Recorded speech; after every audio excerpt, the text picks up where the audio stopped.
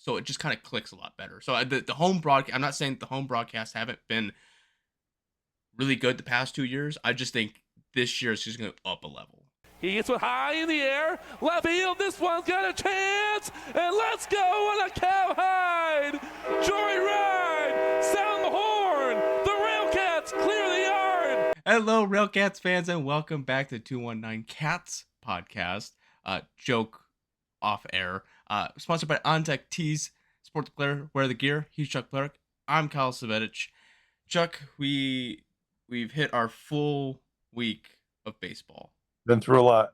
We've been through a lot of baseball. A lot. In a short amount of time. A lot of baseball, short amount of time. Before we get into the baseball talk, every year I'm always interested to see. I know you don't really listen to home broadcasts a lot because you're typically at the games. I do. But, occasionally. Yeah. What I'll do is I'll watch the game at home, or while I'm there, and then if I see some plays that I want to re-see, I'll put it on and start watching it at home. Okay. The point behind it is every year Andrew picks a college intern, right? That does color commentary.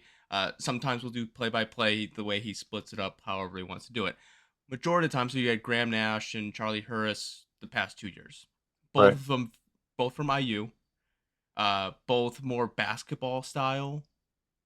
I think Charlie is now a digital producer. I don't know where he's out of. Both brought kind of a different talent. Yeah, they did, and what I'm going with. It's good. What you're going with is it's two traditional types, because as a play-by-play broadcaster, you want to know abundant amount of sports. It's not so much that you need to know. You need to know the sport, but you don't need to know it fully in depth, and that's what the play-by-play commentary or the color commentary is for.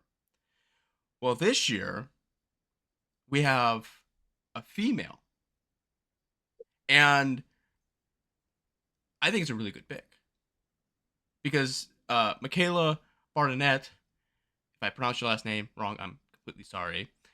I'm terrible at that. But she is a D1 softball player at Penn State. And I just want you, Chuck, I know you're not a big stat guy, okay? But I just want you to hear what she did this year. She played in 54 games, a batting average of 297. She had an on-base percentage of a 461, slugging of 545, and an OPS of 1,000 or 1.006. That's really freaking good. She's had 48 runs scored, 43 hits, 6 doubles, 3 triples, 8 home runs, 26 RBIs. So not only, and she also interviewed Gavin McKenna, who's going to be the number 1 overall pick for NHL this year. That's beside the point. It seems like she's just starting to try to get into broadcasting. But what we get here is, yes, softball and baseball, the concepts are the same, but they're two different sports. But the knowledge that she's going to be able to bring is going to be a different point of view on baseball itself. She's not going to have to learn baseball. She already knows baseball. She understands the concept of it, and you can apply the same concept in softball and the baseball, the different strategies here and there. But just right off the bat, the natural flow between Andrew and Michaela is like unbelievable. She's really taking the color commentary aspect of it true to heart, and that's what she's really focusing on. So she did, I think, the 8th inning, she did some play-by-play, but I think she's really focused on like the color commentary aspect of it, and I think it helps Andrew. It flows all together. They both kind of have the same style, so it just kind of clicks a lot better. So the home broadcast, I'm not saying the home broadcasts haven't been really good the past 2 years. I just think this year is just going to up a level. It's going to go up the next notch. I have a request. I would request that she brings some of that softball flavor. She has. Well, and here's what I'm referring to. I love when they start chanting. And we need to start chanting out there. We need somebody to get us going. I love free base. I love free base, right? We need that. And that's something that I tried. I tried to get it started, but I need a partner in that. And so that would be great Chuck, if you brought that kind of power to the fans, not necessarily on the broadcasts. Chuck, I would be fully for helping you with that aspect of it. But Right. you're like, okay, we're gonna do it. We're gonna do it. One of the games, all right. So you, Natasha, and I were like, we're all gonna do it. You did it like the first time, and then like after that, you just kind of like, all right, you stopped doing it, and then just kind of lost momentum, and then you do it every so often, and then Right. you would change the pitches and do everything. It's just like I was like, I can't Yeah. handle this Yeah. anymore. Well, that's because I don't know if you know this or not, but I'm a white guy, Okay. with no rhythm or talent. And so, yeah, I really need a female that has rhythm and talent. Natasha does, but sometimes she leads and I distract. So it's yeah. That's why I need somebody that knows those things, that does those things, running with it. Okay.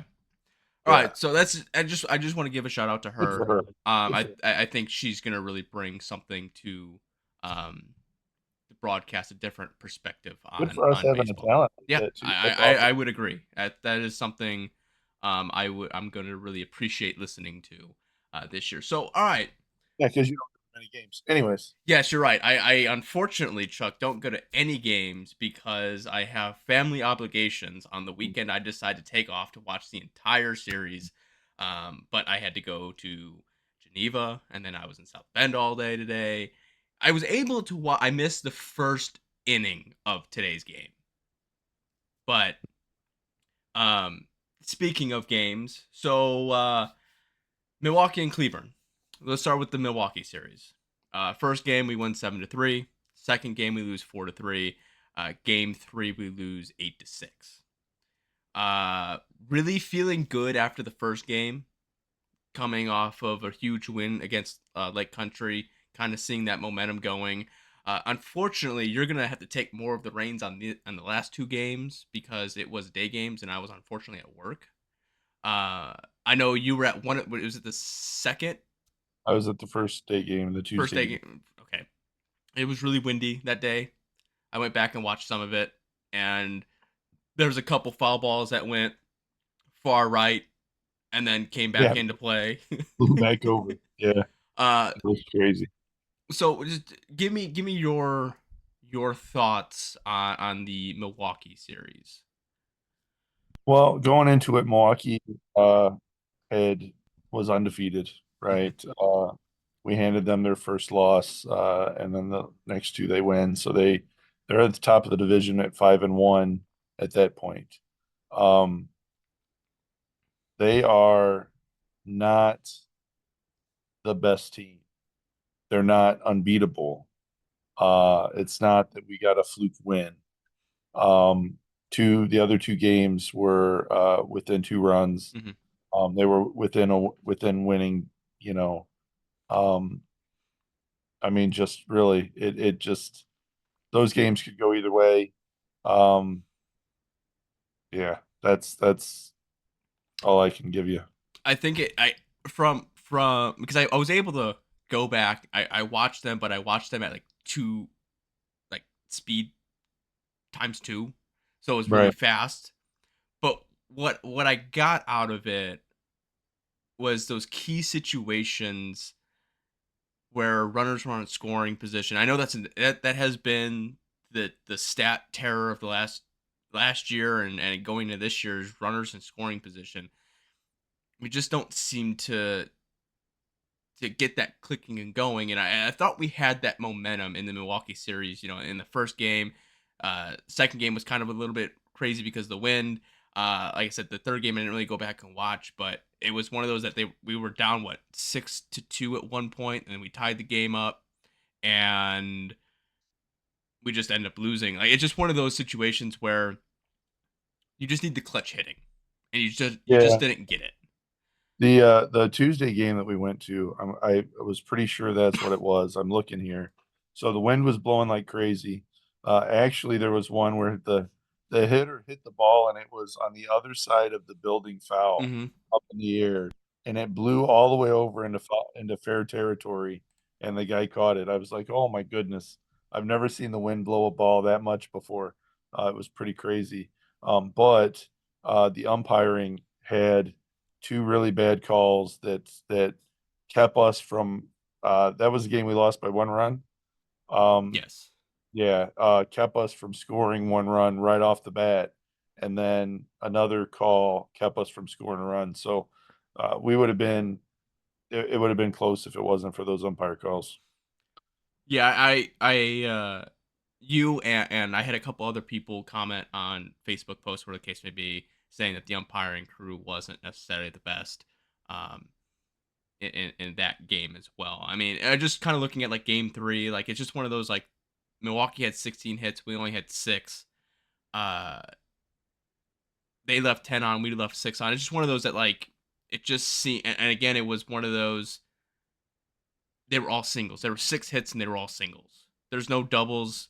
There's no home runs. There's nothing, crazy going uh, into that game. It's just, it seems like right now it's like singles, home runs, and that's what we're getting: singles and home runs. Right. There's not a lot of doubles. There's not a lot of triples. We're picking our spots, but that's not enough to elevate your team to win more ball games. You Yeah. you can't rely on Right. grand slams. You can't rely on 3-run shots, solo home runs. You can't rely on that. You We're have to. not we're not playing the same baseball this year, and you can definitely see that. And I don't know if that's obviously the management change halfway through the year last year, but you still saw a team go out there and scrape and scrap for the Hmm. runs. And um, I'll be honest with you, we're missing a Jarius Richards. We're missing a guy out there that finds some way to get on base and just wreak havoc on the base paths. And we've had some guys get on there and what have you, but not the same energy that a Hmm. Jarius brought to. And that sucks. Because that's a difference of 1 or 2 runs a game. And you you see an improvement from a Elvis Peralta who is lights Yep. out. Like I don't know if you ever played the MLB game where it was MLB Jam or something like that, where the players, when they make like 5 baskets in a row, they start catching on fire, and Mm. and you see them like all glowing and all that. I can't help but see that Peralta gets up to Batman and he is on fire. Yes. He is absolutely lightning right now. And what couldn't be happier or prouder of the guy. The guy earned every bit of what he got this weekend. But I mean, you see these flashes of lightning, um, but then you see a lot of dullness, and that's Yeah. So what I'm taking out of coming out of the Lake Country series and the Milwaukee series, the the starting pitching in and out sort of issue, in and out, and sometimes the bullpen has been really, really good. I'm not taking anything away from the bullpen necessarily. I think they've exceeded expectations so far with just being a newer uh, gel. You have a couple people, like, I would say, in the Lake Country win and the Milwaukee win. I know it was 7-3-8-1, but like in years past, you put your starting pitcher comes out, your bullpen comes in, and you start kind of getting those hairs start sticking up on the back of your neck. You start getting the jitters, and you're like, oh no, this isn't. Your heart starts racing, and you're like, I don't know if we're gonna be able to pull this out. This year's kind of been like, okay, we have the lead. I'm able to take a breath and relax and enjoy the game, because I feel like our bullpen, the pieces that we have that are going to be put in those situations, are going to be able to shut things down. And yeah, that's a nice that's something different from the years past. The batting, the the ability to draw. I mean, at one point we were leading in walks in the league, like what we drew. So like our approaches are different, but this is where the doubles need to come into play, because if you get a guy who's walking and you hit a double, now he could potentially be at home or he could be at third and you don't have any outs. Like you're setting yourself up for that momentum. But if you're just hitting singles all day, and yeah, you're getting walks. Walks are great, but you need to be able to move those people that walk to a further base by getting a little bit more pop out of the bat. Yep. I would say in the Milwaukee series, just a little bit what I saw, the defense was still a little bit shaky, not 100% gelling quite yet. A couple mistakes here and there. Like I said, that just the nitpicks that I saw. So going out of the Milwaukee series, we'll go in the Cleburne series. Before we get into Cleburne series, I just want my main concern in Cleburne was, when was the offense just going to let it loose?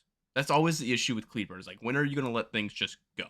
Right. Because they just have that ability. I don't think Cleburne, they don't have a very good pitching staff. I don't think they're going to be a very good team this year. I really don't.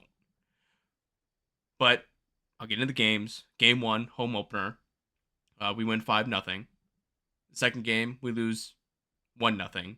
And today we lost 9-4. Right. What I saw of the home opener was Elvis Peralta hits that grand slam. I think that just deflated the Railroaders. Like it was a good game up to that point, and it's just a deflation on their part. I didn't watch. I watched a little bit of game 2. It seemed like the batting decided that they were going to go to their old ways and swing at everything and not have an approach. In today's game, I think it was a little bit of bad luck, not enough execution on the offensive side, and not really that good execution on the pitching side. I think the game 3 was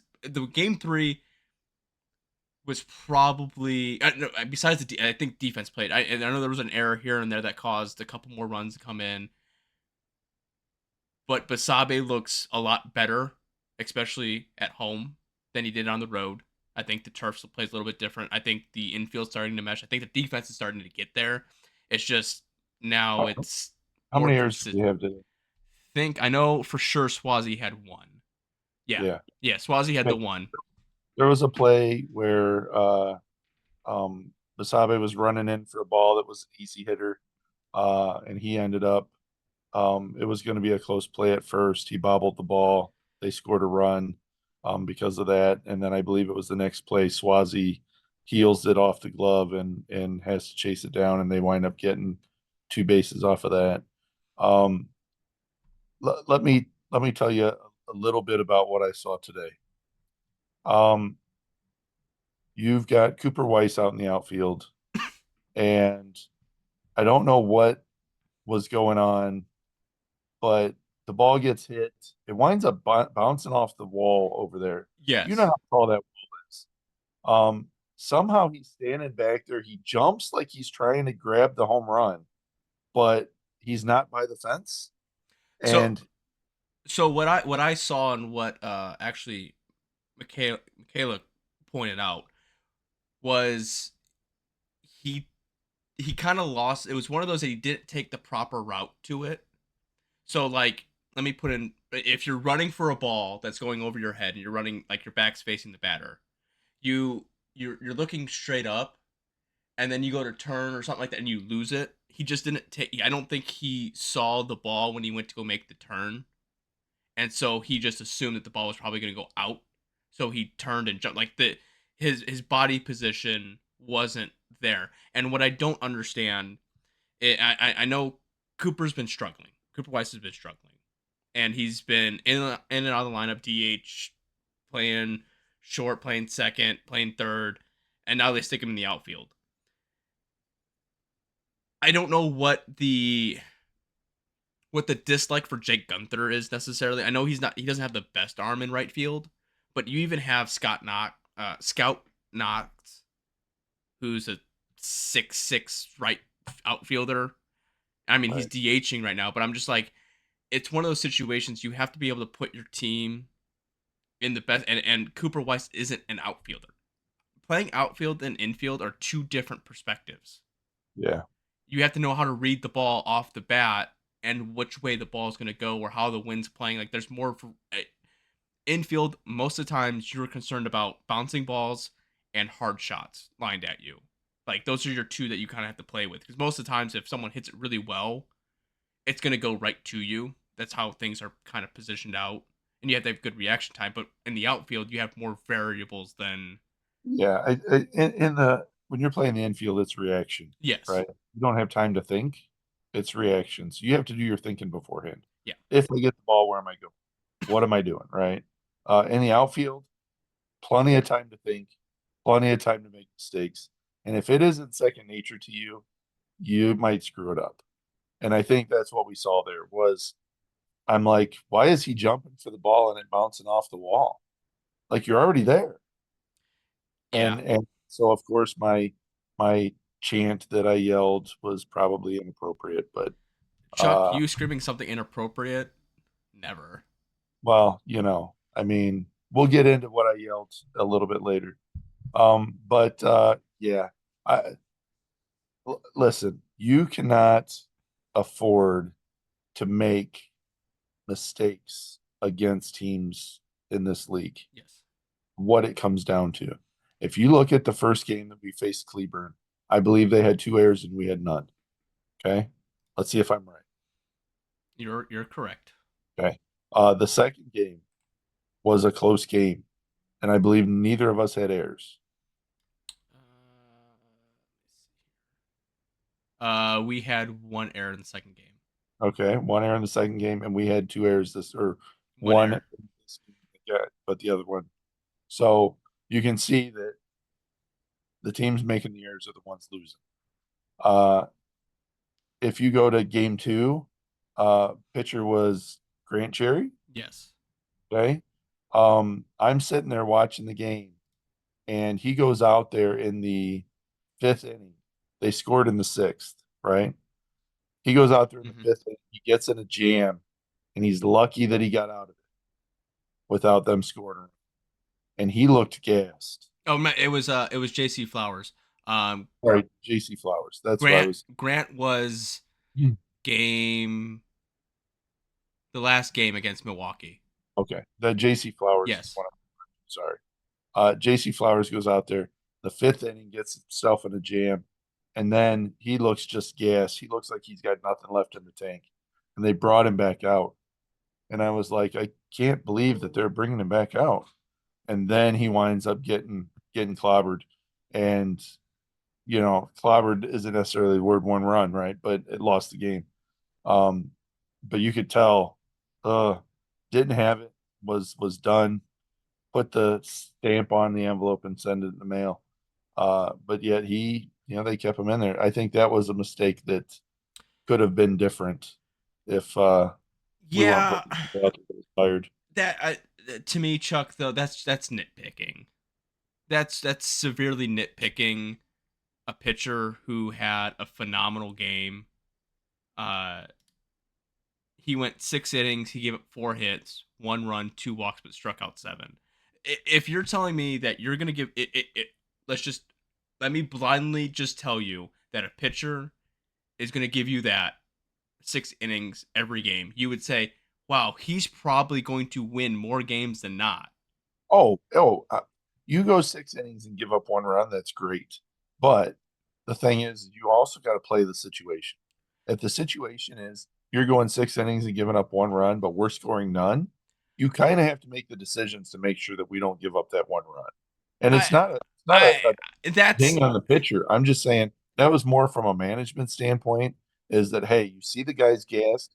Me over at first base, I can tell you that the guy's gassed. I can see that what he's struggling with, and you haven't made a change. To me, that's a management thing. And we've said before, management decisions can cost you a run. I get it, but here this is the difference I think we're running into. Let's just say we go 3 or 4 starts more with Flowers, and we're just using him for an example. In Lamar's world, he would have probably been out in the fifth because analytics or whatever the case may be. Right. You take the player aspect into play. All right, as a player, okay, I'm going in. I just got myself out of a jam. I'm probably tired. Don't get me wrong. It's early in the season, but I'm probably pretty hyped that I was able to get myself out of a jam. I gave up a hit that scores a run. Okay, I've given up one run. I went through 6 innings. Like what I guess what I'm saying is from the fifth inning, he's taking me out. I just got myself out of a jam, and it's not. He probably didn't come up to me and says, "Hey, how you feeling? Do you want to go out for another inning?" It's probably like, "Hey, you're done." As me Right. as a pitcher going, you gotta let me get that sixth in. Like you have to believe that I have enough in the gas. And I think with Jeff, it's one of those situations where he probably talked to him and said, "All right, this is where I'm gonna gain the trust of you. Is can you go six? Yeah, I can go six. Okay, he gives up the one run, and then you make the switch in the seventh. But again, it's where the you kind of have to learn. You have to look at your offense and say, "Hey guys, what are you doing? We scored 5 runs in the previous game. We've been scoring all these. We haven't been shut out all year. Right. What's going on?" And so, from the player point of Mhm. view, it's got to be don't don't hurt me because I'm doing my job. Right. You got to punish other people for not doing theirs. The offense is meant to No, no. score.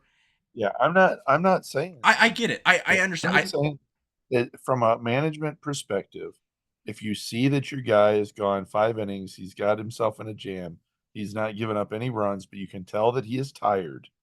And the reason why they're hitting is because he's tired and he gets out of it by luck. It was sheer. We got the double play and got out of it.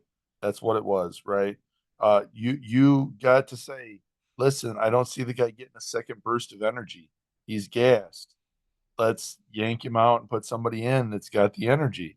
Or what's going to happen? You're going to wind up getting hit again because it's not a talent issue. It's not a uh, location issue. It's a you're tired issue. Your arm is tired. I can tell by your throws that your arms are tired. I bet you if you look at what uh, uh, analytics say for his pitch speed and all of that stuff, you'd see that it probably slowed down 4 or 5 miles an hour on every pitch that he threw, and that's why they started. I would agree. Just kind of going back and looking through, I giving up the hit to Brantley Bell. Okay, I'm fine with, but then giving up the walk. I believe. Oh well, no, see, Brantley Bell got on, then he stole second, but Delano DeShields struck out. I would have probably pulled him after he walked Cody Thomas because that's a walk, and it was basically a 4 pitch walk at that point. Like that's when I would have probably pulled him. So I would agree in that aspect. I had to go through and see like exact because if it was one of those that he gave up a home run, No, I, it is what it is. But yeah, okay, so he gave up the hit. I'm fine with the hit. I'm fine with 2 hits. But after the walk, after 4 straight pitches, that just tells me at that point. But again, he got himself out of it by giving up 1 run in the 6th inning. So you still have technically 4 more innings to score at least 1 run. yeah, And the I know, offensive side just and didn't the do other it. side didn't do that. But you can't look at it as a one-sided game, which is essentially what that is you got to say, hey, this is going to be a one-run game. We need to do the best that we can to prevent them from scoring anything. And I know it's impossible to say that or to feel that way, but that's what it came down to in that game. And you could tell that neither team was going to score. And then this game, I mean, go to the first game. You have Cleburne's not scoring. Second game, neither of us are scoring. The third game, Cleburne scoring, and we're barely scoring. It seemed like the tides turned pretty quick there. Yeah, I think it was just a matter. I think what they had 16 hits in this game. I think it was just a matter of 15 hits by the fourth inning or something like that. It was insane. eh, that. That's just a matter of I think Cleburne is going to be one of those teams that after they see you a couple times is just going to get a little bit better. I mean, you saw it with Fargo. Fargo dominated them, and then they came around and kind of flipped the script on them a little bit, and then they won the back half of the 3. And it just seemed like in this case it was, okay, we got shut out. They pitched a really good game. Okay, the middle game was, I think the RailCats themselves beat them because they were swinging at things they weren't used to. There wasn't as many walks. It wasn't the RailCats that we've seen. We had this is where I'm saying that I think that things have changed. The strategy has changed because it stopped being get on pace, move the runners, and all of that. It felt like it went to let me see who can hit home runs. Let me try to carry it all on my own back instead of trusting. But I mean, maybe it's a failure of not trusting the process, or maybe because the plan was, okay, let's get on base, no matter how we get on base, walks, singles, hit by pitch, whatever the case may be. We weren't getting walks. We weren't like. And then we're gonna try to start stealing second, and then we're gonna base it off of that. And I just think coming into the Cleburne series being 2-4, having the 4 losses, it's like, all right, now do we need to play, because we know what Cleburne can do?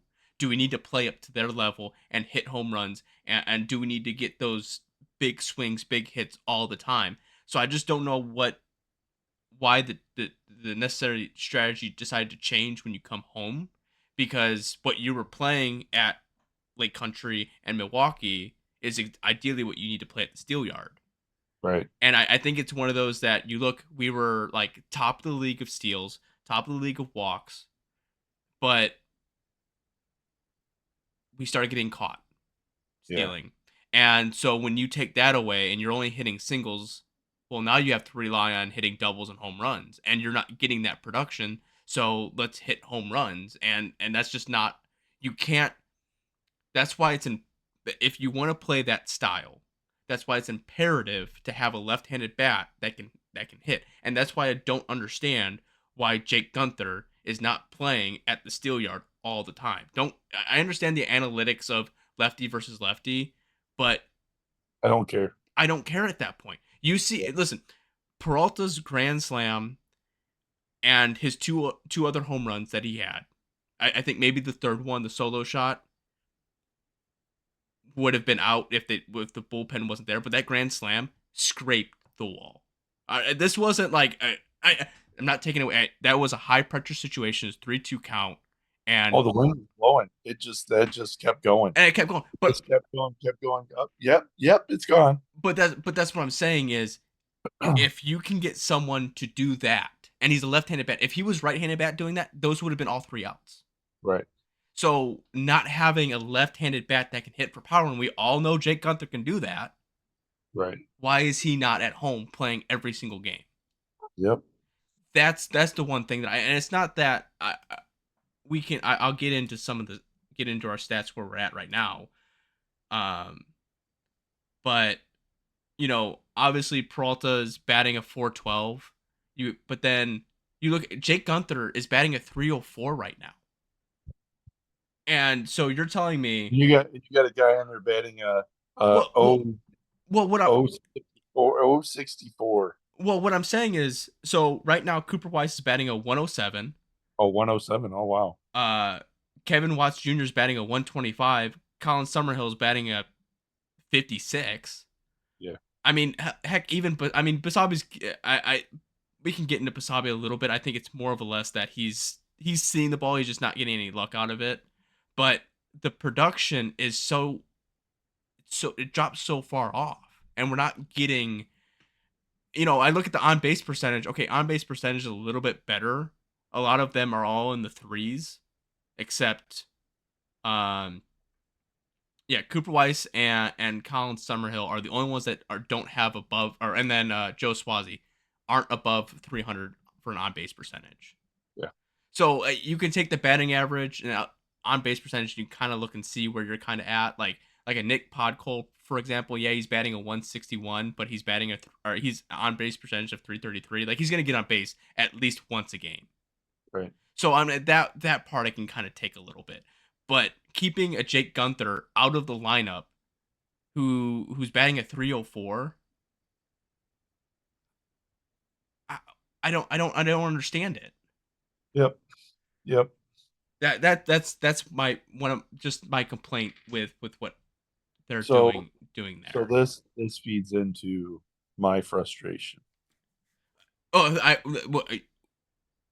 let me just run through. I just want to get through the Okay. where everyone's at for the first week kind of situation, and then we'll feed All right. in. So pitching wise, I hate that I I really I like I I score, but I I also don't. hate it at the same time. A point streak was a lot better in how they divvied things up, and this Yep. is just basically annoying at this point. Yep. Uh, so I'm gonna break the pitching down by ERA right now. Jake Hoover's at the top list at 27. Let me just kind of look at here. Like Peyton Long, he's at a 3. JC Flowers at a 1.54. Dawson Lane's at a 208. I mean, we're seeing good stuff. Frank Plezak's at a 0. He's the only pitcher I believe that's at a 0 at this point, but he's only had I think 1 inning pitched. Oh, he has 3 innings pitched. So, I mean, the pitching staff, other than a couple skewed numbers, What's Matt at? uh, oh, he's at a 0. Actually, he's probably been our best pitcher. It He's was at a what, 0. 7.2? No, Uh, more than 10. he's what 10.1 innings pitched. Yeah. Like I said, again, this is all sorts of jacked up because I slept up my ERA and it's just Yeah, it all over sucks. the place. It sucks. That part of it's terrible. So it's kind of hard for me to tell you individual sets. I'm gonna try and so what I'm gonna try for this week for next week is after games I'm really gonna sit down and since they're terrible with some of their stuff that they do, I'm gonna try to break everyone who plays in a game, break down their stats, and have it for just the week, so that way I have a better pool on everything and I have it listed better, so that when I'm giving out the stats, it's a little bit easier. I want You to know what? eventually, Tell Ryan to give you a raise. yeah, because I eventually want to get into the discussion between me and you, maybe off air, but like a pitcher and a player of the week kind of situation. So that Yeah. way and it's gonna be easier to have those numbers if I actually break those down. Uh, I don't want to pay you overtime though, You're not so gonna pay me do it overtime. on. So just looking Uh, at I'll just break it down by averages. Batting average wise, we are second to last at a 214. So that's not very good. We're middle of the pack in home runs at 9. We are second to last in hits. We're third to last in runs scored. Looking at just pitching, I'll just kind of look at just the ERA. We are actually third in the league at a 4.4 ERA. Like I said, so I again, our pitching staff is doing what they're supposed to be doing. Besides a couple skewed numbers, they're doing what they're supposed to be doing. It's just the offense just isn't there, and so we've had a first full week, Chuck. What are your feelings? What have you seen in this week and a half that give me something good and give me something negative? um. Oh boy. What have I seen? I'm going to tell you both at the same time. Okay. Um, you cannot build a team based off of the production of one guy, and that's what we're doing. If that guy, Elvis Peralta, is not performing the way that he is, we lose games miserably. Today would have been a shutout. Okay. Uh, we scored 4 runs. All 4 were from Elvis Peralta. So the good, man, Brian Torres played for Yes. Milwaukee and played for them for 2 years, was the star of the American Association, even though I disagreed some of the times on when they would award him or they would give him his kudos. I always said that guy is a stud player. And boy, did he play hard and did a great job.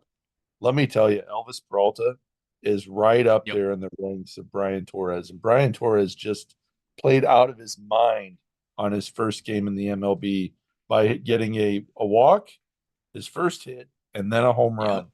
Brian Torres is not a home run hitter. But man, did he show up when it came time to play. And Elvis Peralta is every bit the same as that. And so that's great to have an Elvis Peralta on your team. It's great to have him hot like he is, but when the rest of the team is still sitting on the toilet, I don't know what to tell you. Yeah. And that's what we're dealing with. So the positive that I've taken away is our pitching. Yes, again, we've had a couple bad games, but majority of the time I felt comfortable with our pitching staff. I felt let me say I felt comfortable with our pitching staff. There's my positive. The negative, yes, we know the offense's struggles. The negative aspect that I think that's really been hurting momentum has been the defensive play. Because I believe in game 2 of the Cleburne series, there was opportunities to, I think, turn at least 2 or 3 double plays, and we only got one out. And it's the same thing in today's game. You have an opportunity to do something, and you don't even get an out. And don't get me, I going back to the Basabe one, where it was kind of like a dribbler to a certain extent. That was a hard play to make. Absolutely. But those are plays that you typically would see him make, and he made great plays the entire game, and that was probably the one blemish. Yeah.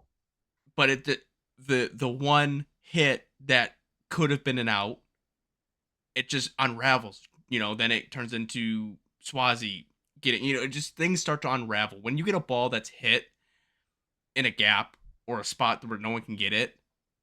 You can kind of live with it a little bit. It was a good hit. But then you Right. get the ones that like kind of those dinky bloopers or something that you should be able to make a play on. That's what the momentum built off of. And I don't think our defense has stopped that momentum enough times to obviously win us enough games. Like Right. I honestly think we should have taken 2 or 3 against Cleburne. I could even think you could have swept them at this rate, but Yeah. we didn't. And Yeah. it was just an overall fault of the offense not being there, and then the defense not being able to make the plays when they need to. I would agree with you on the pitching being a bright spot. Though there are some dark spots in that pitching staff. They've ran into some issues, but overall, I would say absolutely. But the problem is the way that you're hitting is right now. You're expecting perfection from your Yes. pitching staff, and that's not happening. No. And so I think that the pitching gets kind of overshadowed by the lack of production in your offense.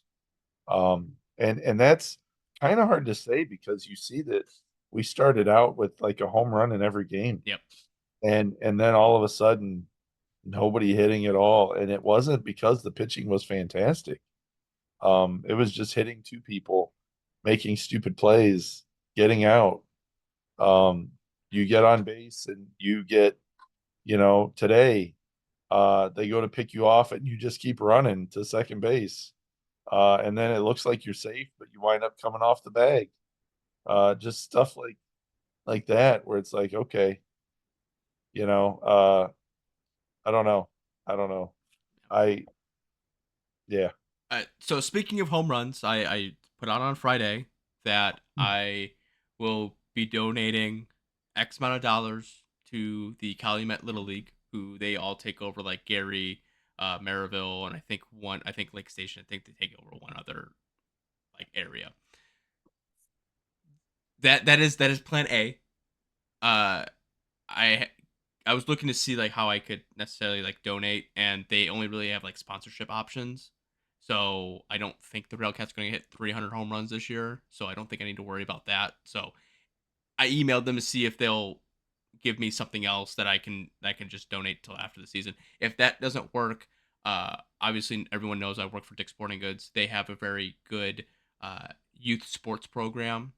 So if that doesn't work out, I will donate X amount of dollars to the store because the store divvies it out to the local programs. If I do the big, if I do it like through the corporation, they divvy it out to whoever. But the small the stores have they get the hand pick which local youth sports organization gets that. So that's the plan to go with. But that once I get a confirmed email from them that saying I can donate to the Calumet Little League that way, that's where I'm going with that one.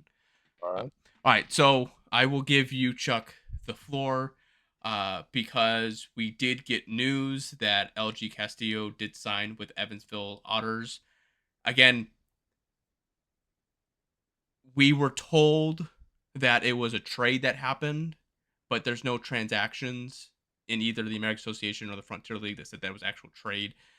So I wonder when we go back to the original transaction when he got signed by Puerto Rico if that kind of messed with something along the lines of that. But unofficially, officially, he was traded and then signed. But it could just be that he wasn't. But you I go think on. I would like to.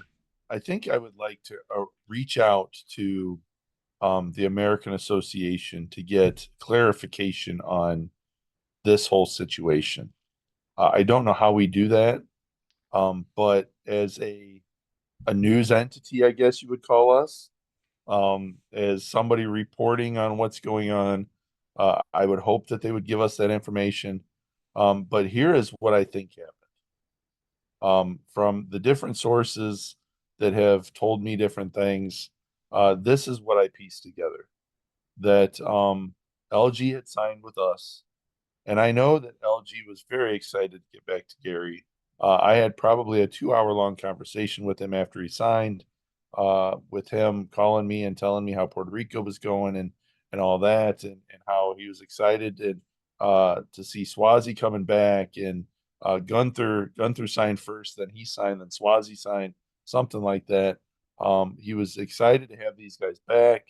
And Corey Howell is a good friend of his and Peyton's. We see Corey Howell, who LG had been trying to get signed with us for a couple of years. You start to see these pieces come together, right? And so the issue was this is the first time he plays in Puerto Rico for winter ball. And he's playing in the league that Francisco Del Valle played in Hmm. last year. And so happens that they're going into the playoffs. And so now he's going to wind up missing a couple of weeks of playing for us. So he let Jeff know, hey, this is the situation. This is where I'm at. My contract basically states that I have to stick it out to the end of the season, or there's a good chance they can come back to me. They can tell me I can't play next year or whatever, right? And so Jeff's okay with it. Hey, go out there, do your thing. And then all of a sudden, we see a transaction that says that LG had signed on January whatever with us, and that he had signed with Puerto Rico. Now, this is the team that he's been playing with in Puerto Rico. Mm-hmm. So it's not a new team. It's not something crazy that has happened. Okay. Now, let me put a pause on that. It's at this time that Jeff says, hey, I need to put you on the inactive list, and I need some sort of proof that you're playing in Puerto Rico, you're playing for their team. Don't know what happened after that, but we see this transaction show up, which is an odd transaction because I've never seen one that is stated signed at this date. It never says what date it's signed at. And then it says that you're playing for Puerto Rico at this date. Never seen a transaction like that.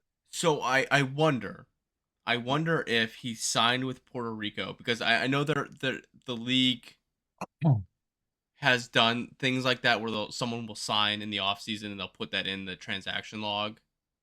So I wonder if the league didn't know or didn't have documentation that he was. So I think they might have put it as when Jeff talked to him about it, he put in or he sent the stuff to Jeff and then Jeff sent it to the league that they were able to put it in the transaction logs or that they had Right. documentation of it. So Right. that could potentially be what it is. Now this is where point streak would help you out a lot, and iScore sucks because I don't get to see who's on the inactive list on your team. Yes.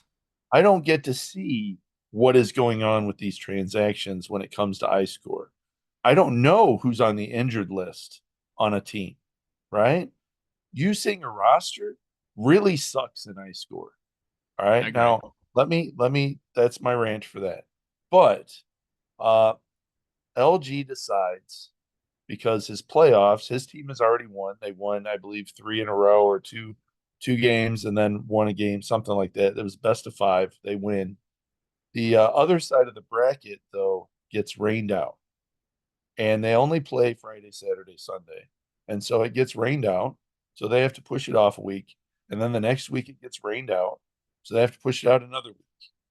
And so they're going to wind up playing this weekend that just passed.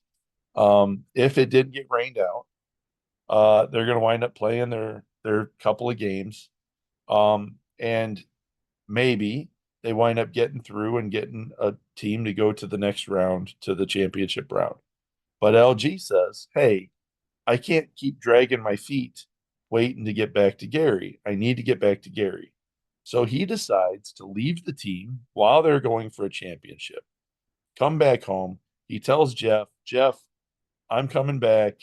I'm going to leave this team. Get back. I'll be headed to Gary." Jeff, thumbs up. Okay. LG gets home on Monday. Tuesday morning wakes up to find out through a phone call of some sort from Evansville, "Hey, you've been traded." And he was getting ready to pack up his stuff to drive to Gary that morning. Left his team to come play for Gary. Made decisions based on the information that he was going to come play for Gary. And finds out, no, you've been traded to Evansville. Now, here's the thing. The Evansville transaction does not show that there was a trade made Mm-hmm. for LG. The commentators at Evansville have no idea how they got LG. They think that, well, he signed in Gary and he then signed in Puerto Rico and didn't play any games for him. And somehow he ended up in Evansville. We're not complaining. We're glad he's here. We just don't know how it happened. And so that tells me something isn't sitting right. Now, here's another part that is very weird. So LG had called before he left Puerto Rico. Apparently, there had been conversations with Jeff and the manager at Evansville before that about LG coming in and playing for Evansville. So you would think the common courtesy would be, "Hey, LG, you don't have to leave your team right now. We're in talks to trade you or whatever, or we have you going to Evansville or something," so that he doesn't burn a bridge in Puerto Rico thinking that he needs to come back. But once again, communication absolutely sucks. And so what I think happens in this case is that we nullified his contract with us by saying that he was playing in Puerto Rico so that he doesn't have to be on a roster, doesn't have to be inactive. And because Evansville is a friend of Jeff's, Jeff said, "Hey, LG's available. We'll say that we traded him to get him to come to your team and sign the contract." When LG could have said no, but he thinks that he's been traded and he wants to be a man of his word, so he comes and plays. Let me tell you this: LG was killing it in Puerto Rico. Puerto Rico is a very good league Mm-hmm. For the Winter League, and I can think of a handful of guys that LG could beat out on this team. And I believe that I was told the comment was, hey, you'll be in Evansville. So if we need you, if something comes up where we need you, we can bring you back. And I'm just sitting here like, how are you not wanting to put the best team on the field? How are you not wanting to have the best players you can have playing on this team? And why are you worried about Evansville and who they've got when your focus should be Gary and what Gary's doing? So that's the information that I got. Third hand, fourth hand, second hand, whatever you want to call it, from various different people. Not from LG.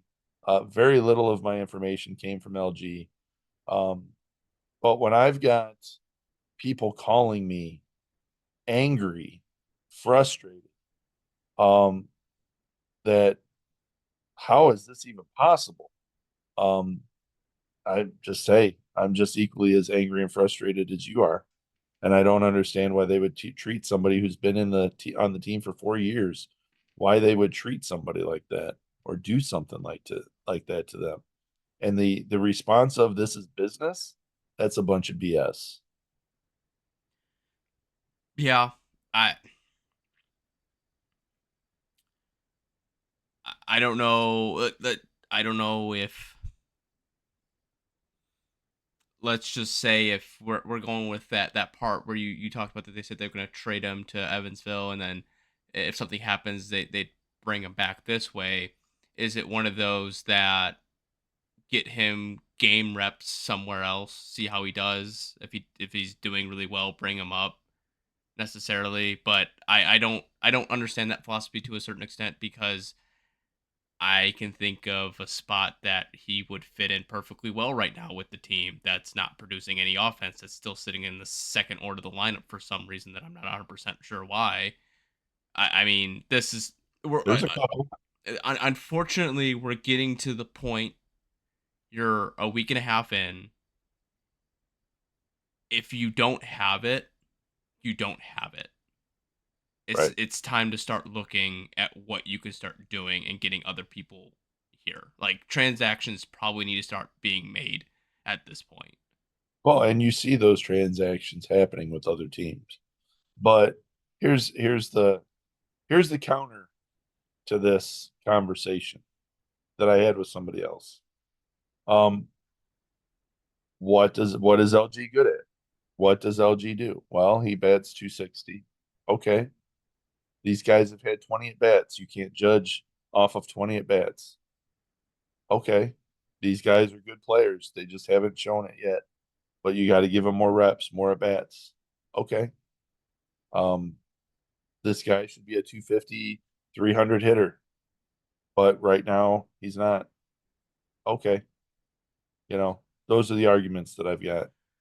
And here's the issue that I have.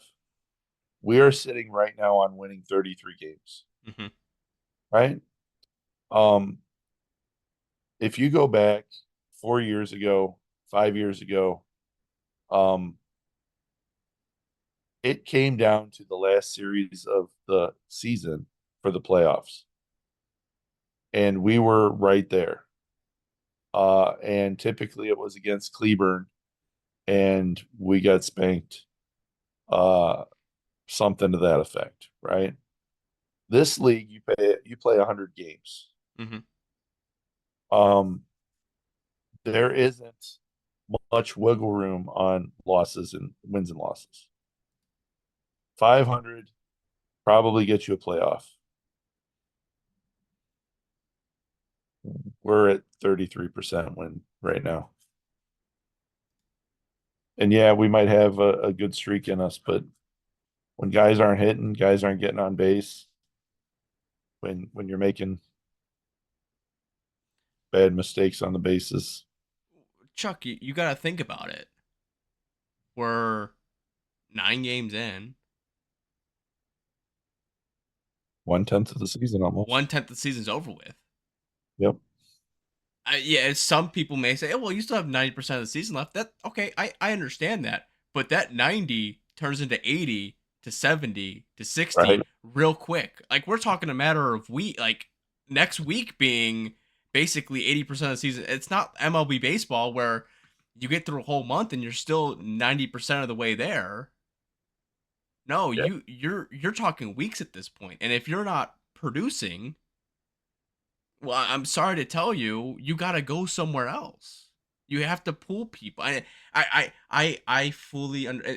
I think the issue is because our patience is so very thin because this is the same thing that we've been used to year after year after year after year. Is you just you gotta give them a chance.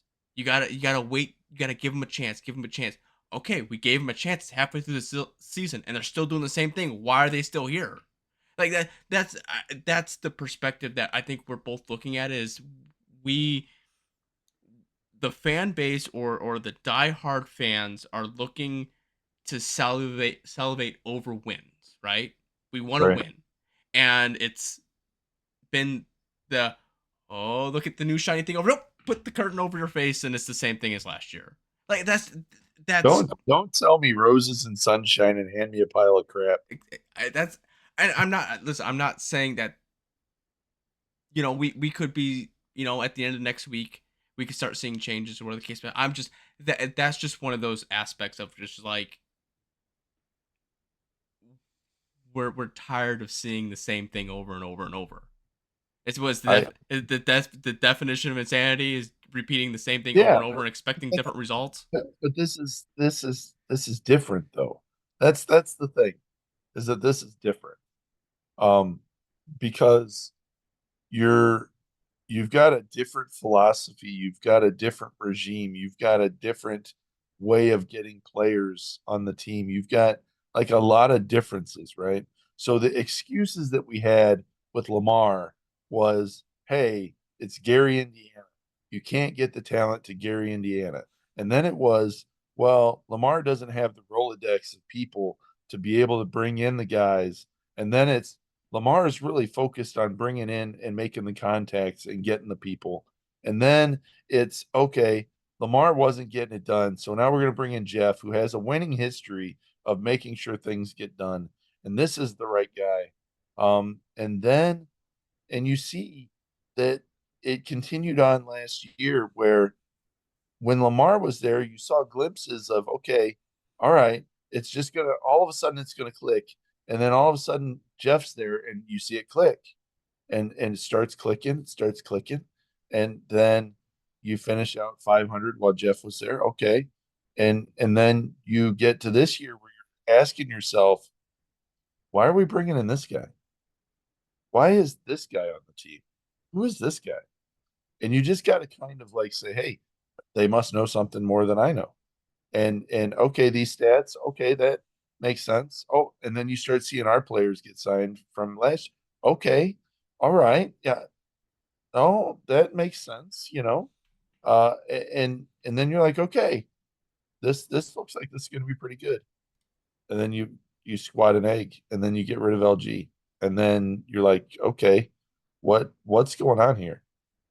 I don't under dude.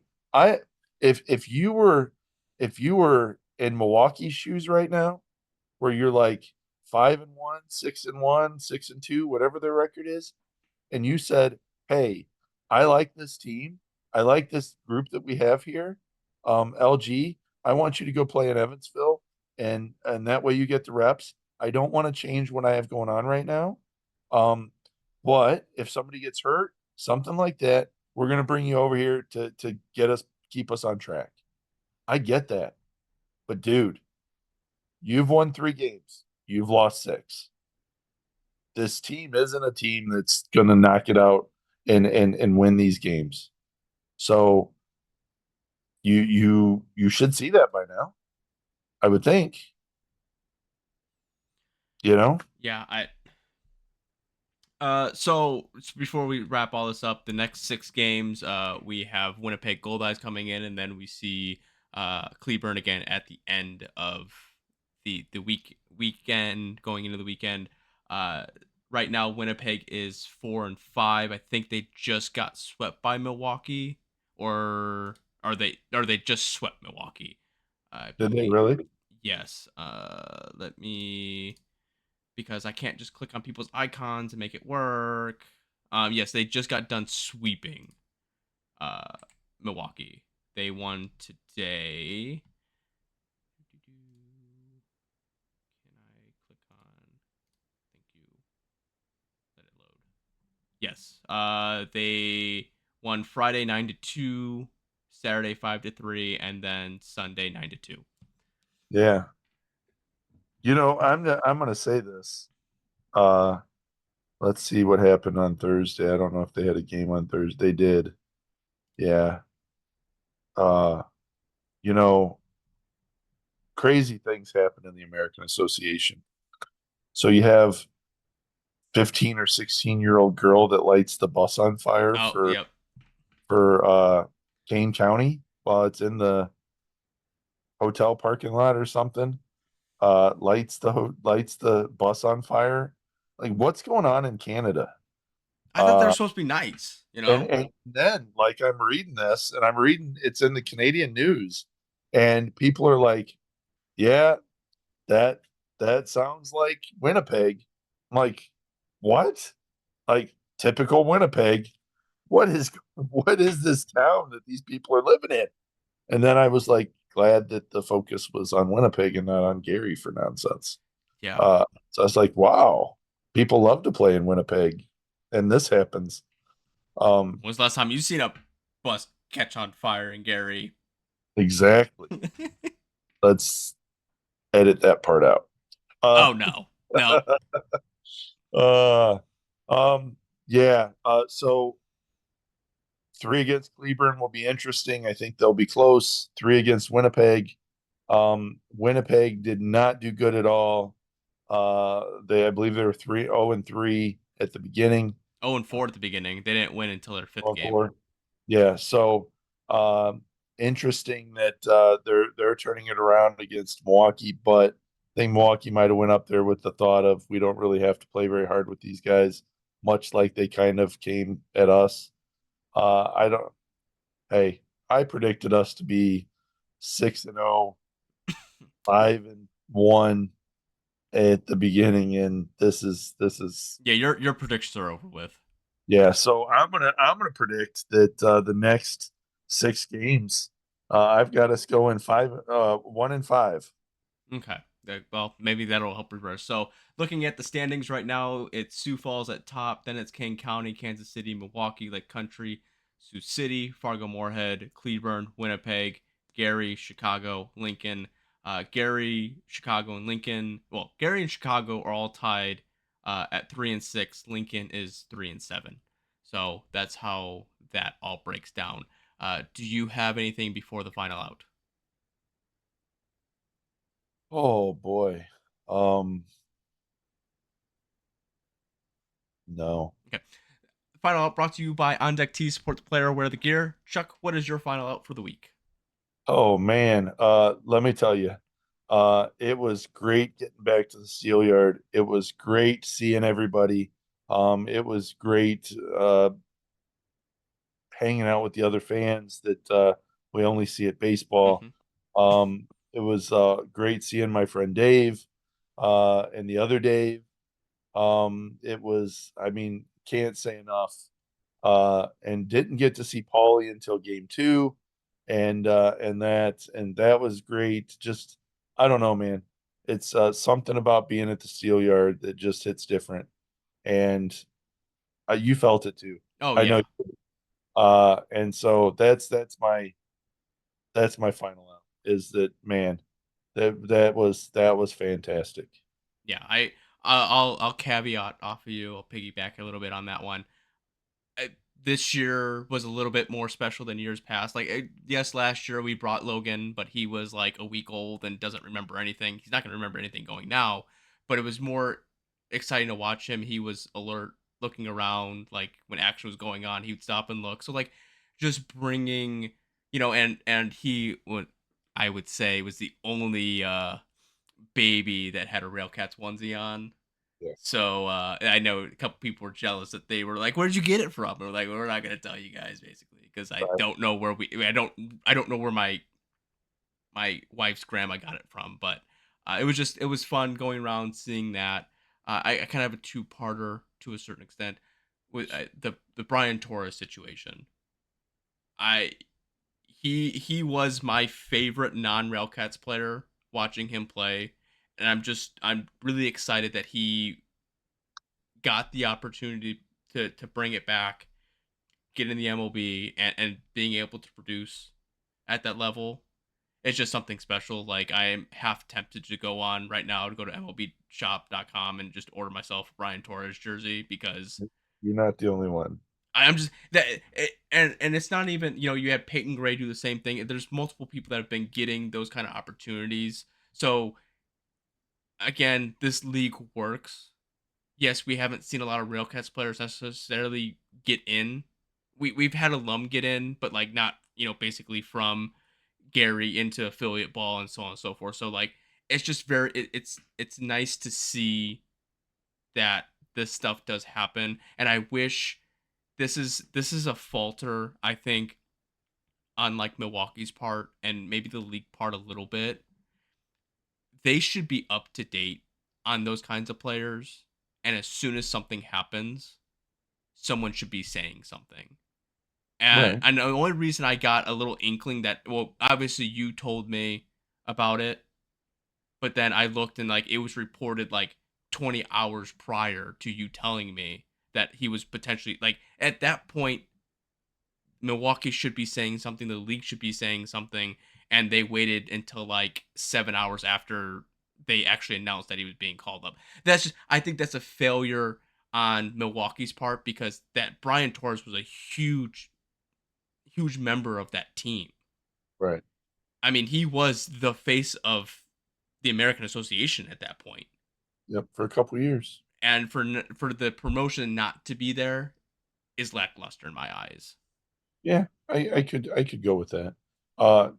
It's funny. A couple years ago when we were standing in line at the hotel to check in, or we went up there for a couple of games in Milwaukee. Torres was the one right in front of me that was checking in, and he's like, friends and family discount. And they're like, oh yeah, it's $99 a night. And he's like, okay. And I had just paid online like $129 for my room. I was like, gosh darn it, I didn't know there was a friends and family discount. And so after that, I've called in and spoken with the front desk and been like, friends and family discount. Oh yeah. So yeah, that's one of the funny things. And then the All-Star game, he was on the same team as Peyton Gray. Mm-hmm. And at the All-Star game, I was so frustrated that they gave the MVP to Brian Torres when there was, I can't even remember who else it was that should have gotten it, but I was like, of course they're going to give it to Torres, the home Yeah, field advantage. I remember. Was it the year? Did Gio go that year? I don't, I don't know. I don't remember who. So. I don't No, remember who. Gio, No, you're right. LG was there. LG was. I forget who it was. But did we have? I forget who. I remember having the same. Like, really, they're gonna give it to that guy. Yeah, somebody else should have got it. They gave it to Torres, and I was like, gosh darn it. He But was. then everybody was like, you do realize they were going to give it to him anyways, right? And I'm like, what do you mean? Well, it's Milwaukee and it's Brian Torres. I'm like, oh, okay. I just thought that things weren't rigged like that. I no. I think the argument was, I remember Gio had a really him and Brian both had a very good year that year, Right. and Brian got in over Gio in the All-Star game. I Yeah. remember that. I was like, and then Well, again in and Milwaukee, so but that's another thing that kind of frustrates me right now is, Gio had a great year, mhm, and man, it was, a Brian Torres 2.0. yeah, Uh, it was a Geo, right? And then the next year he got power and he started lining out to the outfield. And it was like, for some reason, instead of those loop singles that turned into doubles, it ends up being flyouts and a home run. He gets a couple. I think he got a couple home runs that year. And it's like, man, if you just weren't hitting it so hard, you would be doing better off. And then he gave up on baseball. Yeah. And I mean, I would think that, Torres put 2 years in, 3 years in American Association, that if Gio had come back with the same power, same work that he had been doing, I don't think that he was very far from making it to affiliate ball and being another instance of this. Yeah, no, I think a lot of it is that he was being overshadowed by Brian Torres a little bit. Yeah, and I think out it was, it's been wide open for that. But now we've got Elvis Peralta. I'm just, if he's gonna produce the amount of power that he has now, I think he's been a lot better at short. But I think if he was to make affiliate ball, I think second base would be the home that he would be at for him. I think that's where he would probably slot in the best. But I'm just saying, for a left-handed second shortstop that has, I mean, he has 4 home runs this year and he only had 3 last year. Like, right, he's just moving, and the batting average and everything else just keeps going up and up. There would be no reason at midway point or at the end of the year, spring training rolls around next year, that a team that's like, hey, let's take a shot. I could see it happen. I think that teams would be absolutely stupid to not be picking up an Elvis Peralta. I don't know what your team is thinking if you're not looking at an Elvis Peralta. Yeah, that's my thing. Well, I hope.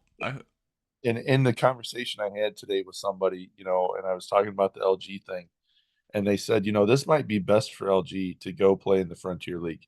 And he explained it to me this way. He says, when you're in this league, American Association, it's typically scouts looking for AA, AAA talent. And they're looking for guys that are in their late 20s. Mm-hmm. They're not looking for 22, 23, 24, 25-year-olds to get into single A ball, right? And so LG going to the Frontier League, those are the scouts that are looking for the 24, 25-year-olds. Those are the scouts that are looking for the single A ball to get somebody in to see how they do. And so maybe in a case like that might pan out for LG. We don't know. It's in the Lord's hands. So all he can do is just go out there and ball, which is what he's doing. Yep. Well, that's going to wrap up this week's edition of the 219 Cats podcast. He's Chuck Pluttock. I'm Kyle Svedich. Enjoy the rest of your night, rest of your evening, where you're watching this, and go Cats. Go Cats. The 0-2. Swing and a miss, strike 3. Wrap this one up in green and white.